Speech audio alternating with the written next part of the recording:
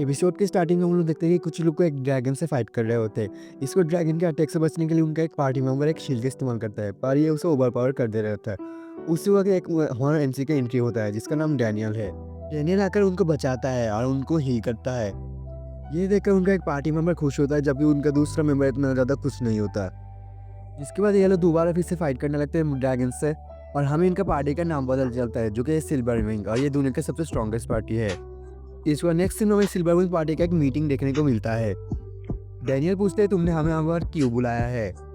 उनका कैप्टन बोलते हैं तुम्हारे कारण हमारा ये क्वेस्ट फेल हुआ है क्योंकि तुमने उस वक्त ग्रेट वॉइस का इस्तेमाल किया था। डैनियल बोलता है मैंने वो तुम्हारे कहने पर इस्तेमाल किया था, पर ये गधा ये बात डिक्लाइन करता है। डैनियल मन में बोलता है हमें ड्रैगन का रेयर पार्ट कलेक्ट करने का क्वेस्ट था, पर उस वक्त ये इम्पॉसिबल बन गया था। तभी इस गधे ने मुझे ग्रेट वॉइस इस्तेमाल करने का ऑर्डर दिया था, जिससे वो ड्रैगन भाग जाता है। और अगर ये चलता तो भाई बहुत लोग मर भी सकते थे। मुझे लगा था उसने बहुत ही अच्छा डिसीजन लिया है, पर शायद नहीं। इसके बाद वो गधा बोलता है मैंने कभी भी ऐसा ऑर्डर नहीं दे सकता, और वो डैनियल पर स्पाई होने का झूठा इल्ज़ाम लगाता है, जो बोलकर वो डैनियल को पार्टी से बाहर कर देता है। डैनियल को भी समझ में आ जाता है कि सब लोगों ने ऑलरेडी इस पर एग्री कर चुका है, पर तभी ये गधा डैनियल का कुक होने को लेकर मजाक करने लगता है, जिससे उनके बीच एक लड़ाई होने वाली थी। और हमें पता चलता है ये दोनों ही भाई लेवल 99 है। पर डैनियल रुक जाता है और उसके बाद वो पार्टी से रिजाइन करके चला जाता है। इसको डैनियल कैपिटल छोड़कर चला जा रहा होता है, पर तभी वो एक बच्चे के साथ टक्कर खाता है, जिसके बाद डैनियल उसे उस बच्चे का बलून उसे दोबारा लाकर देता है, और वो बच्चे उसे थैंक्स करता है और हम उसकी मम्मी के पास चल जाती है। इसको बाद हमें इस गधे को दोबारा देखने को मिलता है। अभी अपना कोई बड़ा प्लान स्टार्ट करने वाला था। भोसड़ी के मदरचोद बहन के डैनियल चला जा रहा होता है, पर तभी सिल्वर विंग की वाइस कैप्टन आकर उसे रोक देती है। वो पूछती है भाई तो क्या हुआ है, तुम पहाड़ी छोड़कर क्यों चले जा रहे हो। और डैनियल को बहुत मनाने की कोशिश करती है वापस आने के लिए, पर डैनियल नहीं मानता। केटी बोलती तुम्हारे आने के बाद ही हमें सब लोग भाई सबसे स्ट्रॉन्गेस्ट पार्टी कहते हैं, तुम्हारे चले जाने से बहुत बड़ी प्रॉब्लम हो सकती है। केटी उसे मनाने की बहुत कोशिश करती है, पर डैनियल नहीं मानता। डैनियल बोलता है तुम्हारा ये बोलने के लिए शुक्रिया, पर तभी केटी बोलती है एटलीस्ट आज का खाना तो बना दो रात का, नहीं कुछ दिनों का खाना बना कर जाओ। डैनियल बोलते क्या तुम बस यही सोचती हो। केटी बोलती क्या तुम सच में नहीं वापस आने वाले, तुम अब क्या करने वाले हो। डैनियल बोलते मैं अब एक रेस्टोरेंट खोलूंगा। केटी बोलते वो मेरा वो मतलब नहीं था। इसके बाद तो डैनियल के रास्ते रोककर उसे बोलते मैंने तुम्हें ढूंढा था तो तुम मेरी हो, पर क्यों तुम। डैनियल केटी को सिल्वर विंग में ज्वाइन करने का इनविटेशन देने के लिए शुक्रिया करता है। इसके बाद उसे अलविदा कहकर डैनियल चला जाता है, और हमें यह भी पता चलता है उस गधे को केटी पर क्रश है। इसको डैनियल एक विलेज पर आ जाता है और आकर एक ट्रेडर से एक आयुर्वेदिक आइटम खरीदने वाला था, पर तभी उसे अपना एक फेवरेट बुक की मार में याद आता है, जिसको पढ़कर वो ऑर्डर कैंसिल कर देता है, और उसे याद आता है वो आइस मैजिक भी इस्तेमाल कर सकता है। इसको डैनियल अपनी बुक की मदद से रेस्टोरेंट और उसकी ज़रूरत की सारी चीज़ें खरीद कर वापस आ रहा होता है, पर तब वो एक चीज़ नोटिस करता है। एक स्लेव ट्रेडर एक छोटी बच्ची को बेचने का कोशिश कर रहा था। वो बोलता है वो एक नोबेल की बेटी है जिसका माँ बाप मर चुके हैं, और कुछ बोलकर इस बच्चे को भाई बेचने का कोशिश कर रहा था। डैनियल मन में सोचता है काश मैं इसे बचा पाता, पर मैं सबको बचा नहीं सकता। पर तभी उस वक्त डैनियल के साथ उस बच्चे का आँख मिलता है, जिससे डैनियल को अपने पास का कुछ याद आ जाता है।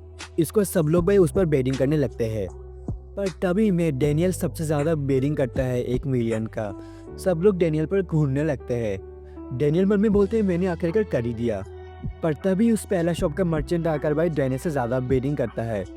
डैनियल मन में सोचता है इसे देखो तो एक परवर्ट लगता है, पर डैनियल सोचता मैं ऐसे बोल नहीं सकता किसी के बारे में, पर लोगों की बात सुनकर उसे समझ में आ जाता है ये सच में एक परवर्ट है।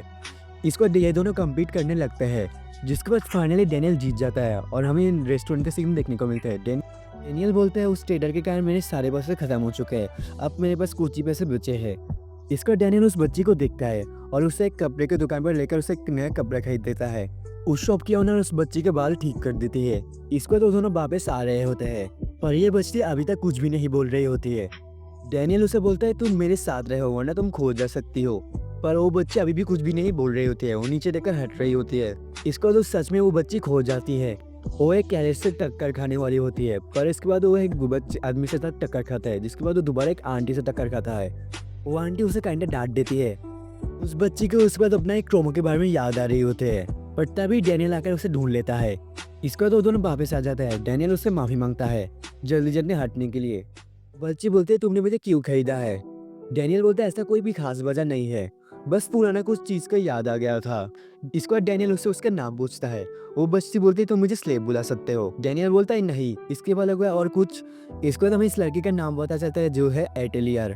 डैनियल उसे अपना नाम बताता है पर एटेलियर उसे डैनियल सामान बुलाने लगती है। डैनियल बोलते हैं अननेसेसरी पार्ट को काट दो। एटेलियर इसके बाद उससे सामान बुलाने लगती है। डैनियल पूछता है क्या तुम्हें वो पार्ट अननेसेसरी लगा। एटेलियर पूछते हैं मुझे अब क्या करना है।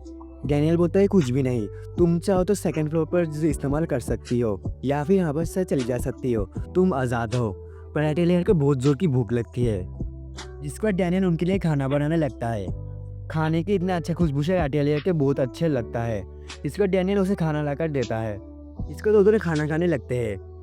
एटेलियर को खाना बहुत ही ज़्यादा पसंद आता है। वो अपने आप को रोक नहीं पाती, बहुत जल्दी से खाना खाने लगती है।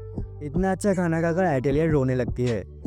डैनियल मन में बोलता है तुम क्या चीज़ से गुजरी हो मुझे नहीं पता, अगर तुम मुझे नहीं बोलोगे तो मैं भी नहीं पूछूंगा, पर तुम बहुत ज़्यादा डर में हो, अब कुछ भी नहीं कर सकती, फिर भी तुम्हें खाना खाना पड़ेगा। डैनियल उससे खाना कैसा होता है पूछ रहा है पर एटेलियर को खाना अटक जाता है। डैनियल बोलते क्या तुम ठीक हो, और एटेलियर अजीब आवाज़ करने लगती है। डैनियल बोलते तुम ऐसा अजीब आवाज़ क्यों कर रही हो, और ऐसे उनका यह दिन खत्म होता है।